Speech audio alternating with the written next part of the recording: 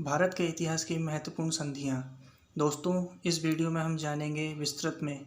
देखिए पूरा वीडियो। आइए शुरू करते हैं। असुर अली की संधि 1639। इस संधि ने मुगल साम्राज्य और ओहम साम्राज्य के बीच सीमा की स्थापना की और ओहम को जीतने के लिए मुगलों के प्रयासों को समाप्त कर दिया। पुरंदर की संधि 1665। यह संधि राजपूत शासक और मुगल साम्राज्य के कमांडर जय सिंह प्रथम और मराठा छत्रपति शिवाजी महाराज के बीच हुई थी। जय सिंह द्वारा पुरंदर किले की घेराबंदी करने के बाद शिवाजी को समझौते पर हस्ताक्षर करने के लिए मजबूर होना पड़ा। अलीनगर की संधि 1757।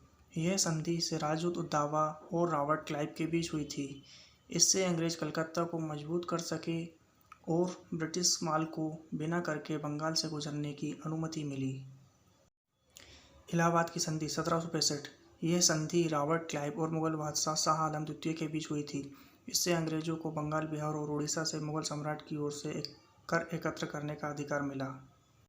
मद्रास की संधि 1769। पहले मैसूर युद्ध को समाप्त करने के लिए अंग्रेजों तथा मैसूर के हैदर अली के बीच यह संधि हुई थी। संधि के तहत दोनों पक्ष जीत गए क्षेत्रों को वापस करने और तीसरे पक्ष के पास आक्रमण के मामले में एक दूसरे का समर्थन करने के लिए सहमति हुई।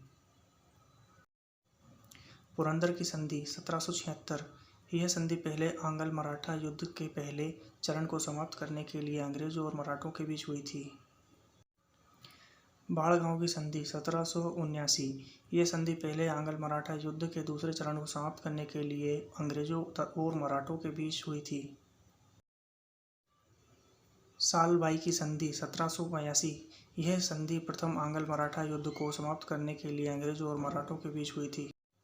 सेरिंगपट्टम की संधि 1792। यह संधि अंग्रेजों, लॉर्ड कॉर्नवालिस, मराठों, हैदराबाद और टीपू सुल्तान के बीच हुई थी। इसने तीसरे आंग्ल मैसूर युद्ध को समाप्त कर दिया और मराठों, हैदराबाद के निजाम तथा अंग्रेजों ने टीपू सुल्तान के लगभग आधे इलाकों पर कब्जा कर लिया। लाहौर की संधि 1846। यह संधि गवर्नर जनरल हेनरी हार्डिंग और युवा महाराजा दिलीप सिंह बहादुर के प्रतिनिधित्व में लाहौर दरबार के सदस्यों के बीच हुई थी। इस संधि से पहले आंग्ल सिख युद्ध समाप्त हुआ। अमृतसर की संधि 1846। इस संधि के द्वारा ब्रिटिश ईस्ट इंडिया कंपनी ने महाराजा गुलाब सिंह को कश्मीर बेचा। महाराजा गुलाब सिंह के वंश ने 1947 तक शासन किया। इसके पश्चात महाराजा हरि सिंह ने कश्मीर को भारत को सौंप दिया।